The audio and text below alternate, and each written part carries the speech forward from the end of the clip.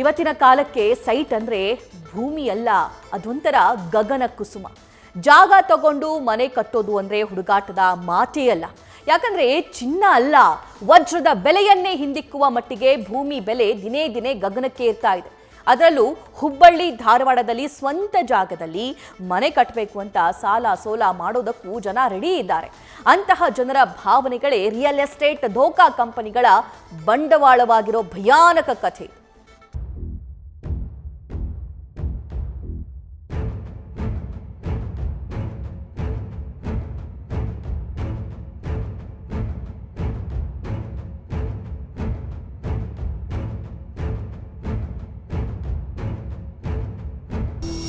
ಛೋಟಾ ಮುಂಬೈ ಅಂದ್ರೆ ಹುಬ್ಬಳ್ಳಿ.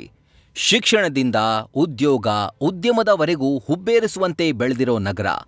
ರಗಡ್ ನಾಡು ಅಂತಲೇ ಕರೆಸಿಕೊಳ್ಳೋ ಹುಬ್ಬಳ್ಳಿ ದಿನೇ ದಿನೇ ಬೆಳೆದಂತೆಲ್ಲ ತನ್ನ ನೆಲದ ಬೆಲೆಯನ್ನು ಜೊತೆಗೆ ಬೆಳೆಸ್ತಾ ಇದೆ. ಕಣ್ಣು ಕುಕ್ಕುವ ಅಪಾರ್ಟ್ಮೆಂಟ್ಗಳು, ಲೇಔಟ್ಗಳು ಸಣ್ಣ ಸಣ್ಣ ಅವಧಿಯಲ್ಲೇ ಪ್ರತ್ಯಕ್ಷವಾಗ್ತಾ ಇವೆ. ಎಲ್ಲ ಊರುಗಳಂತೆ ಇಲ್ಲಿರೋ ಜನರಿಗೂ ಅಷ್ಟೇ ತಮ್ಮಲ್ಲಿರೋ ಹಣವನ್ನ ಡಬಲ್ ಮಾಡಿಕೊಳ್ಳೋ ಆಸೆ.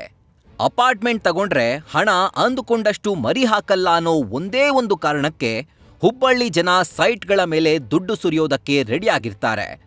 ಬಟ್ ಇದೇ ಹುಬ್ಬಳ್ಳಿ ನಗರದ ಮಧ್ಯಭಾಗದಲ್ಲಿ ಸೈಟ್ ತಗೊಳ್ಳೋದು ಸುಲಭವಲ್ಲ. ಕೋಟಿ ಸುರಿದ್ರೂ ಇಲ್ಲಿ ಸಿಗೋದು ಕಷ್ಟ ಅನ್ನೋ ಪರಿಸ್ಥಿತಿ ಇದೆ. ಈ ಕಾರಣಕ್ಕೇನೆ ನಗರಕ್ಕೆ ಹೊಂದ್ಕೊಂಡಿರೋ ಕೃಷಿ ಭೂಮಿಗಳು ಲೇಔಟ್ಗಳಾಗ್ತಾ ಇವೆ. ಹೀಗಾಗಿನೇ ಮುಂದಿನ 10 ವರ್ಷಕ್ಕೆ ಮನೆ ಕಟ್ಟಬೇಕು ಅಂತಿರೋರು ಈಗಾಗಲೇ ಸೈಟ್ ಖರೀದಿ ಮಾಡ್ತಿದ್ದಾರೆ. ಆದರೆ ಜನರ ಆ ಭಾವನೆಗಳ ಜೊತೆಗೆ ರಿಯಲ್ ಎಸ್ಟೇಟ್ ಉದ್ಯಮಿಗಳು ಅಕ್ಷರಶಃ ಗೋಲಿ ಆಡ್ತಿವೆ.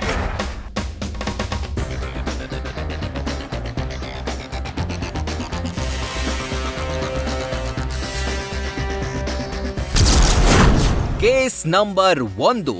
ಕಟ್ಟಿದ ಲಕ್ಷವೂ ಇಲ್ಲ, ಸೈಟೂ ಇಲ್ಲ. ಇವರನ್ನ ಒಮ್ಮೆ ನೋಡಿ, ಪಾಪ ಸರ್ಕಾರಿ ನೌಕರರಾಗಿರೋ ಇವರ ಹೆಸರು ಸುಧೀಂದ್ರ ದೇಸಾಯಿ. ಬಂದಷ್ಟು ಸಂಬಳದಲ್ಲಿ ನೀಟಾಗಿ ಜೀವನ ಮಾಡ್ಕೊಂಡು ಹೋಗ್ತಿದ್ದ ಇವರು ಹಾವೇರಿ ಜಿಲ್ಲೆಯ ಹಾನಗಲ್ ಪಟ್ಟಣದವರು. ಹಲವರಂತೆ ತಮಗೂ ಸ್ವಂತಕ್ಕೊಂದು ಸೂರಬೇಕು ಅಂತ ಕನಸು ಕಂಡವರು. ಆ ಕಾರಣಕ್ಕಾಗಿಯೇ ಇರೋದ್ರಲ್ಲಿ ಉಳಿಸಿ ಒಂದು ಸೈಟ್ ಕೊಳ್ಳೋಣ ಅಂತ ಡಿಸೈಡ್ ಮಾಡಿದ್ರು. ಹುಬ್ಬಳ್ಳಿಯಲ್ಲೇ ಸೈಟ್ ರೇಟ್ ದಿನೇ ದಿನೇ ಹೆಚ್ಚಾಗ್ತಾ ಇದ್ದಿದ್ರಿಂದ ಮಕ್ಕಳ ಎಜುಕೇಷನ್ಗೂ ಅನುಕೂಲ ಆಗುತ್ತೆ ಅನ್ನೋ ಲೆಕ್ಕಾಚಾರ ಕುಟುಂಬದ್ದಾಗಿತ್ತು. ಇದೇ ಕಾರಣಕ್ಕೆ ಸುಧೀಂದ್ರ ಹುಬ್ಬಳ್ಳಿಯಲ್ಲಿರುವಂಥ ಫೇಮಸ್ ಡೆವಲಪರ್ಗಳನ್ನ ಹುಡುಕಿದ್ರು. ಆಗ ಇವರಿಗೆ ಸಿಕ್ಕಿದ್ದೇ ಪೃಥ್ವಿ ಡೆವಲಪರ್ಸ್.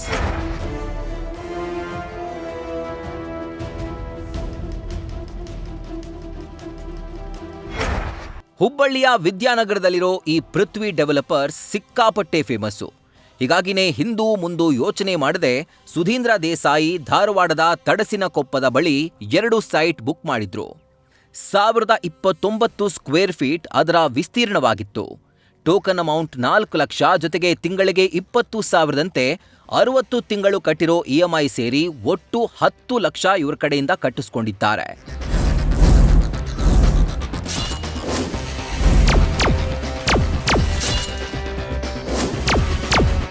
ತಿಂಗಳುಗಳು ಕಳೆದಂತೆ EMI ಅವಧಿಯೇನೋ ಮುಗೀತು. ಆದರೆ ಲೇಔಟ್ ಡೆವಲಪ್ಪೂ ಆಗಲಿಲ್ಲ. ಸೈಟ್ಗಳು ಸುಧೀಂದ್ರ ಕೈ ಕೂಡ ಸೇರಲಿಲ್ಲ.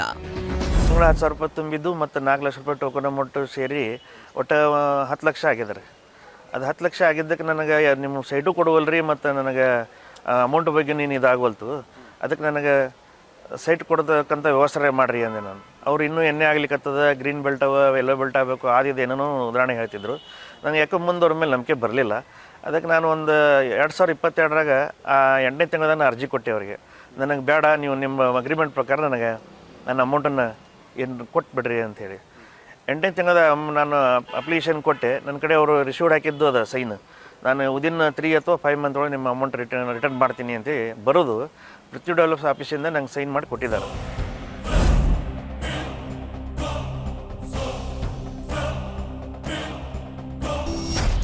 ಎರಡು 2013ರಲ್ಲಿ ಬುಕ್ ಮಾಡಿದ್ದ ಸೈಟುಗಳು ಲಕ್ಷ ದುಡ್ಡು ಕೊಟ್ಟಾಗಿದೆ.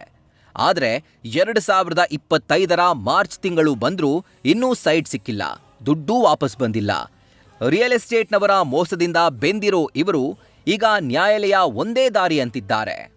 2022ಗೆ ನಾನು ಲೆಟರ್ ಕೊಟ್ಟ ಮೇಲೆ ಇವತ್ತು ತಿರ್ಗಾ 2025 ಇದು 2ನೇ ತಿಂಗಳ ಚಾಲ್ತಿ ಅದ. ಇಲ್ಲಿವರೆಗೂ ನನಗೆ ಅವ್ರ ಕಡೆಯಿಂದ ಯಾವುದೇ ಅಮೌಂಟ್ ಬಂದಿಲ್ಲ. ಮತ್ತು ಫೋನ್ ಎತ್ತಿದ್ರೆ ಫೋನು ರಿಸೀವ್ ಮಾಡೋಂಗಿಲ್ಲ. ಆಮೇಲೆ ನಮಗೆ ಉಲ್ಟಾ ಜೋರು ಮಾಡೋ ಲೆಕ್ಕದಾಗ 1-2 ಟೈಮ್ ಮಾತಾಡಿದ್ರು. ನನಗೆ ಅವರಿಂದ ಅನ್ನೋದು ನಂಗೆ ಭಾಳ ಒಂಥರ ಅನ್ಯಾಯ ಆಗದಂಗೆ ಆಗ್ಯದ. ನಾ ಮೋಸಕ್ಕೆ ಒಳಗಾಗೀನಿ ಅಂತ ನಂಗೆ ಕನ್ಫರ್ಮ್ ಆಗ್ಯದ.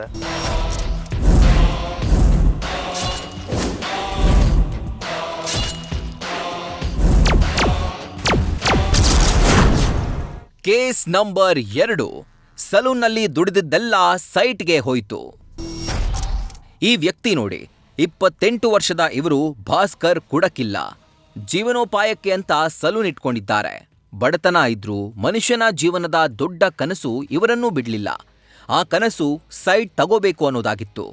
ಕನಸು ಕಾಣೋ ಟೈಮಿಗೆ ಸ್ನೇಹಿತನೊಬ್ಬ ಬಂದು ಭಾಸ್ಕರ್ ತಲೆ ಕೆಡಿಸಿದ್ದ. ಕಡಿಮೆ ರೇಟ್ನಲ್ಲಿ ಅಕ್ರಮ ಸಕ್ರಮ ಸೈಟ್ ಸಿಗ್ತಾ ಇದೆ, ಬಿಟ್ರೆ ಬೇರೆಯವರ ಪಾಲಾಗುತ್ತೆ, ನೋಡು ಯೋಚನೆ ಮಾಡು ಅಂತ ಹೇಳಿದ್ದ. ಅಷ್ಟೇ, ಸಾಲ ಗೀಲ ಏನಾದ್ರೂ ಚಿಂತೆ ಇಲ್ಲ ಅಂತ ಭಾಸ್ಕರ್ 2 ಸೈಟ್ ಬುಕ್ ಮಾಡಿಯೇ ಬಿಟ್ಟಿದ್ದಾರೆ. ನಮ್ಮದು 2 ಪ್ಲಾಟ್ ಇದ್ದಾವೆ. 2 ಪ್ಲಾಟಿಗೆ 2 ಲಕ್ಷ ರೂಪಾಯಿ ನಾವು ತುಂಬೀವಿ. ಈಗ ನಾವು ಅವ್ರ ಕಡೆ ಪ್ಲಾಟೂ ಇಲ್ಲ, ದುಡ್ಡು ಕೊಡು ಅಂದರೆ ದುಡ್ಡನ್ನು ಕೊಡ್ತಾ ಇಲ್ಲ. ಮತ್ತು ನಾವು ಇಲ್ಲ, ನಾವು ರೈತರ ಕಡೆ ಮಾತಾಡಿ ಇದು ಮಾಡ್ತೀವಿ ಅದು ಮಾಡ್ತೀವಿ ಅಂತ ಹೇಳ್ತಾ 2 ವರ್ಷ ದುಗ್ಸಿದ್ರು ಅವರು.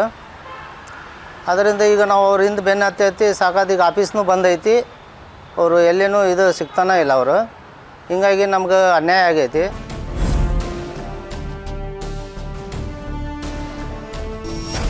ಇವರನ್ನ ಜಾಣರು ಅನ್ಬೇಕು ಅಥವಾ ದಡ್ರು ಅನ್ಬೇಕೋ ಗೊತ್ತಿಲ್ಲ.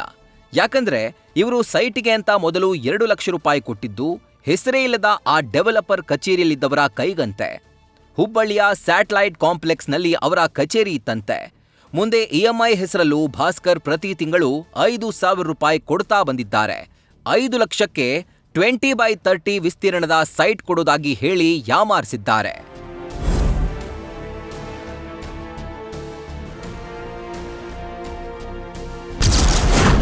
Case number 3.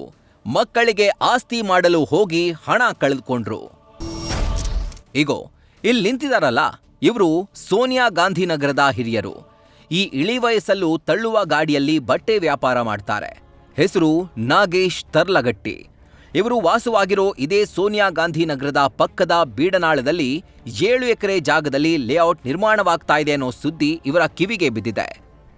ಹಲವು ಅಪ್ಪಂದಿರಂತೆ ಇವರು ಕೊನೆಗಾಲದಲ್ಲಿ ಮಕ್ಕಳಿಗೆ ಒಂದು ಆಸ್ತಿ ಉಳಿಸ್ ಹೋಗ್ಬೇಕು ಅಂತ ಆ ಡೆವಲಪರ್ಗಳ ಹತ್ತಿರ ಹೋಗಿದ್ದಾರೆ. 20-30 ಅಳತೆಯ ಸೈಟ್ಗೆ 2 ಲಕ್ಷ ಕೊಟ್ಟು ಬುಕ್ ಮಾಡಿದ್ದಾರೆ. ಮುಂದಿನ ಕಥೆ ಅವರೇ ಹೇಳ್ತಾರೆ ಕೇಳಿ. 50ರಿಂದ 60 ಜನ ಪ್ಲಾಟ್ ಬುಕ್ಕಿಂಗ್ ಮಾಡಿದ್ವಿ. ಈ ಒಂದು ನಿವೇಶನಕ್ಕೆ 5 ಲಕ್ಷ ರೂಪಾಯಿದಂಗೆ ಸಾಯಿರಾಮ್ ಸಿಟಿ ಅವ್ರ ಜೋಡಿ ನಾವು ವ್ಯವಹಾರ ಮಾಡ್ಕೊಂಡ್ವಿ. ಮುಂದೆ ಇವ್ರದ್ದು ವ್ಯವಹಾರ ಏನಾಯಿತು ಗೊತ್ತಾಗಲಿಲ್ಲ. ಹೊಲದವ್ರ ಜೋಡಿ ವ್ಯವಹಾರ ಕುದುರಲಿಲ್ಲ, ಕಟ್ಟಾಯ್ತು ಇವ್ರದ್ದು. ಸಾಯಿರಾಮ್ ಸಿಟಿ ಮಾಲಕರಾದಂಥ ಶ್ರೀಮತಿ ಕೌಸಲ್ಯ ಮಹೇಶ್ ಕಮ್ತರ್ ಇವ್ರ ಜೊತೆಗೆ ನಾವು ವ್ಯವಹಾರ ಮಾಡಿದ್ವಿ.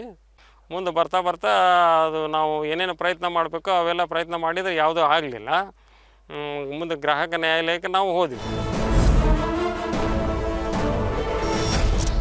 ಹೀಗೆ ಈ ಬೀಡನಾಳದಲ್ಲಿ ಲೇಔಟ್ ನಿರ್ಮಾಣ ಮಾಡೋಕೆ ಬಂದವರು ಹುಬ್ಬಳ್ಳಿಯ ಸಾಯಿರಾಮ್ ಸಿಟಿ ಎಂಬ ಡೆವಲಪರ್ಸ್. ಹುಬ್ಬಳ್ಳಿ ವಿಜಯನಗರದ ಕೌಶಲ್ಯ ಕಮತರ ಎಂಬ ಮಹಿಳೆ 7 ಎಕರೆ ಜಾಗದಲ್ಲಿ ಲೇಔಟ್ ನಿರ್ಮಾಣ ಮಾಡ್ತೀವಿ ಅಂತ ಹೇಳಿ ಸ್ಯಾಟಲೈಟ್ ಕಾಂಪ್ಲೆಕ್ಸ್ನಲ್ಲಿ ಆಫೀಸ್ ಓಪನ್ ಮಾಡಿದ್ಲಂತೆ. ಕಡಿಮೆ ರೇಟ್ನಲ್ಲಿ ಸೈಟ್ ಸಿಗ್ತಾ ಇವೆ ಅಂತ ನಂಬಿ ಜನ ಮುಗಿಬಿದ್ದು ಸೈಟ್ ಬುಕ್ ಮಾಡಿದ್ದಾರೆ. 2 ವರ್ಷದ ನಂತರ ಸೈಟ್ ಕೊಡಬೇಕಾದ ಕೌಶಲ್ಯ ಯಾರಿಗೂ ಸಿಗದೆ ಎಸ್ಕೇಪ್ ಆಗಿದ್ದಾಳೆ. 100ಕ್ಕೂ ಹೆಚ್ಚು ಜನರನ್ನ ನಂಬಿಸಿ ಕುತ್ತಿಗೆ ಕೊಯ್ದಿದ್ದಾಳೆ.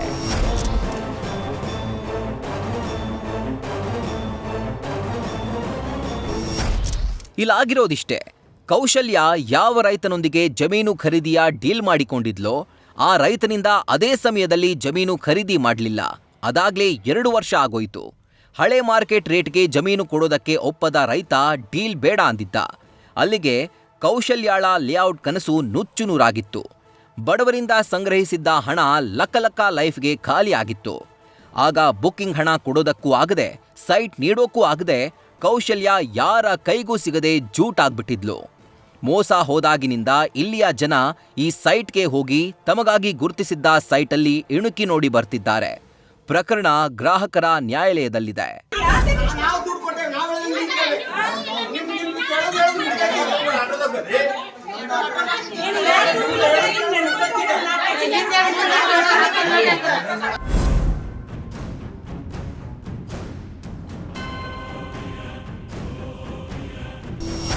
ಹೀಗೆ ಹುಬ್ಬಳ್ಳಿ ಧಾರವಾಡ ಅಷ್ಟೇ ಅಲ್ಲ, ಸುತ್ತಮುತ್ತಲ ಜಿಲ್ಲೆಗಳಲ್ಲಿ ಹುಡುಕ್ತಾ ಹೋದ್ರೆ ಈ ಅವಳಿ ನಗರದ ರಿಯಲ್ ಎಸ್ಟೇಟ್ ಮಾಫಿಯಾಗೆ ಬಲಿಯಾದವರು ನೂರಾರು ಜನ ಸಿಗ್ತಾರೆ.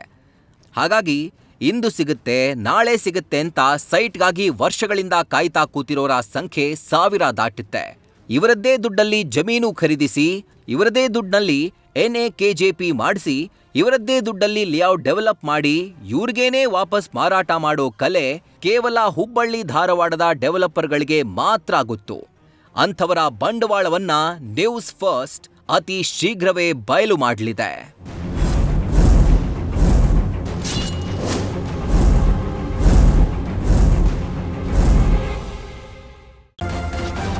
ನ್ಯೂಸ್ ಫಸ್ಟ್ ನಿರ್ಭೀತಿಯಿಂದ ನಿಮ್ಮ ಪರವಾಗಿ.